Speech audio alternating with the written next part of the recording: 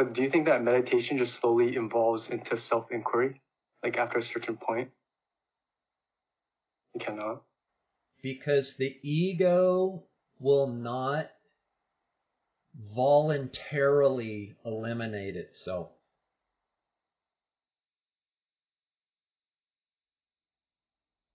Meditation is when you're turning your attention onto an object.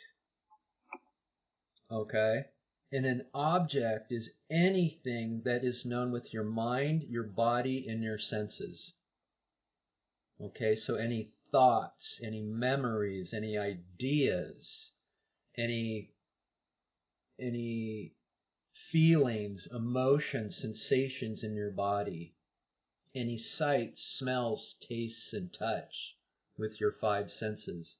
Those are all known as objects. And the ego, how the ego works, how you remain the sense of me, is that your ego just hops from object to object. It just goes mind, car, tree, feeling, and it just goes boom, boom, boom, boom, boom. So meditation is still turning your attention away from yourself onto an object. Okay? And again, it's not denied or saying that meditation is negative in any way. That is not the truth. It is a very helpful tool. Because to allow yourself to turn inward in self-inquiry, the best mind and body to do that with is a quiet and silent mind and body. Okay? But where self-inquiry is totally different is that it's asking you to turn your attention on to something that is not an object. This is where it gets, a little hard or maybe confusing what that means at first, and that's all okay. But that's what I do here. When people want to say, I'm stuck, I have been meditating for a while, and it's, there's some good times, and then it fades away, and then there's good times, and I have good experiences, and they all seem to be temporary still. And yes, because you're still using the ego, which fluctuates, which comes and goes, which shape shifts. That tool of ego is impermanence itself, is the definition of temporary. It's temporarily this, and then it's temporarily that, and then it comes over here temporary.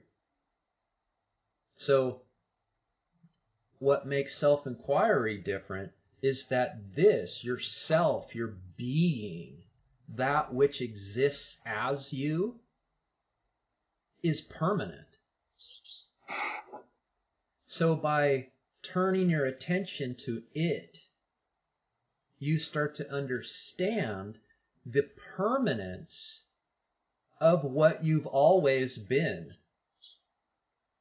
Because you've always been you, and when you reflect back over your life, you know that there's been something here that has never ever changed. You, when you refer to you, even yourself, like me or I have been here, yes, forever. It's just recognizing and being honest with yourself that is the truth, that you know that inherently. And that getting back to here, you could say, takes a different vehicle to get there. It's not a meditation vehicle. It's leaving this out here alone and turning within and starting to investigate what self is. Wait, so you don't think that, but do you think that meditation just slowly evolves into self-inquiry, like after a certain point? You cannot. Because the ego will not voluntarily eliminate itself without knowing how to do it. So it's a really good question. It's an interesting question because it is the ego that turns within.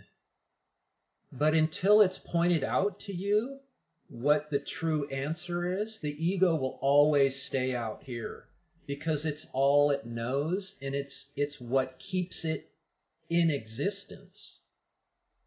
So it will never drum this up on its own. This being the remembrance of yourself or the vehicle, the practice of self-inquiry to get back to that. It will never imagine that to be the solution. It's only when somebody points it out to you that you're like, oh, that is a possibility. I understand that to be a possibility. Okay, let me go check it out.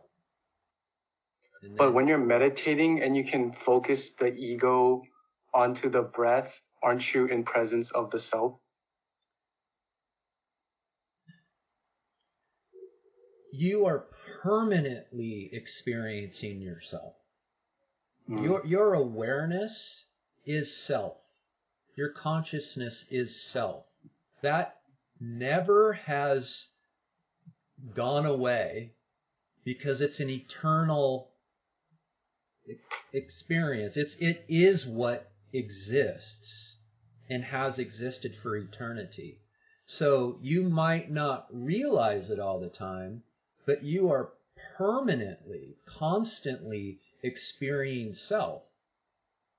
It's just we veil self, if this is self. We veil self with the ego. It's unintentional. We don't know we did it.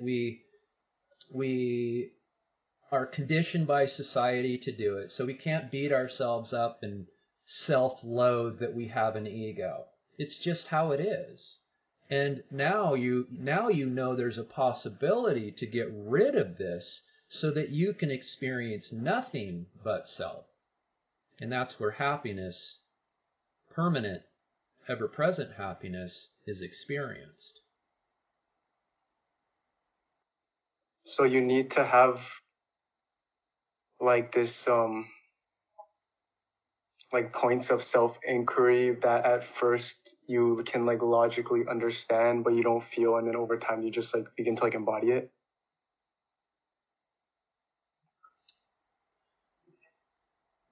When ego turns itself around and abides in its source of itself, which is yourself, because remember, everything rises out of self, right? The whole big notion that everything arises out of nothing, right? That's kind of like the big picture of all of this. This is what the quantum physicists have discovered.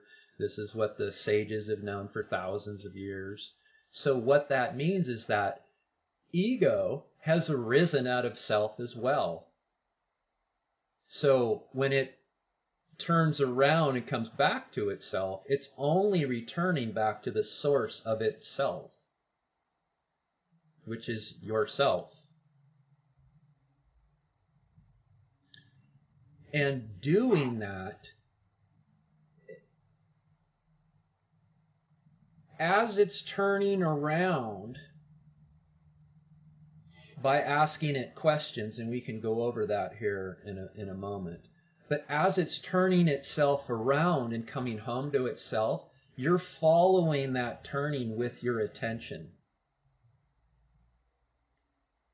Okay, because we only acknowledge or experience what our attention is on.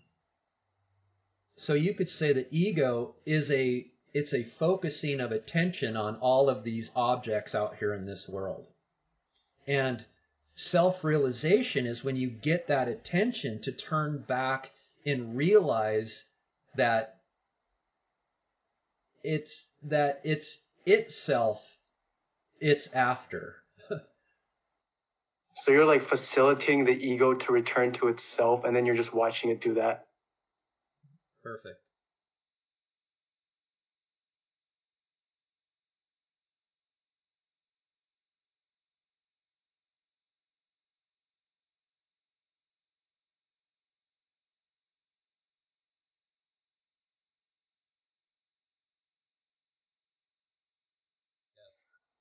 But wouldn't like for example mindfulness meditation be an example of having awareness not on the ego and on consciousness? Who is aware of the mindfulness?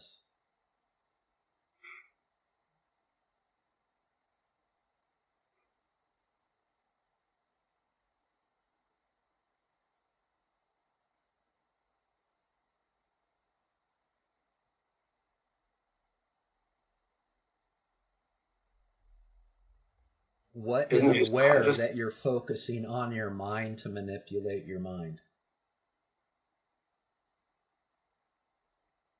Oh, the ego? Only awareness. You're aware that you're manipulating your mind. Your mind is an object, and you're trying to calm that object in some way. Yeah. Manipulate your mind in some way to benefit your experience. So you awareness are aware of your mind games.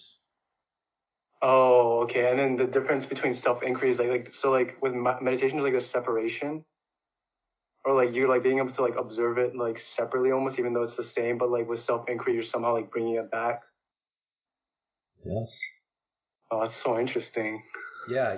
So if this is self, and your mind's out here, you turn your attention onto your mind. And self-inquiry is none other than turning that attention back onto its source of self. So you're doing, in a way, the same thing as mindfulness. It's just you're not attending to an object. This is a non-objective experience, this is what makes it so profound and so completely different. Oh, I see. So, and you can view this in different ways, because once you start to turn within, the clarity of this will be experienced. So you'll experience it, and therefore clarity comes like, oh, I see what he's talking about.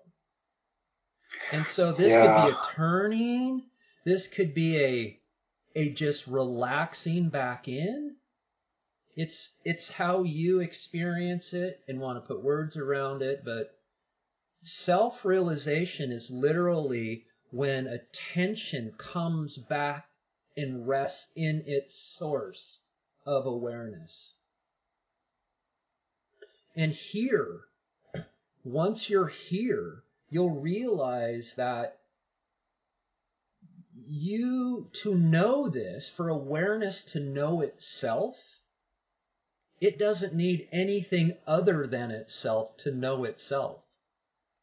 It doesn't have to bust out into the objective world, grab something out here called whatever, mind or another object of any sort, and bring it back to itself to know itself.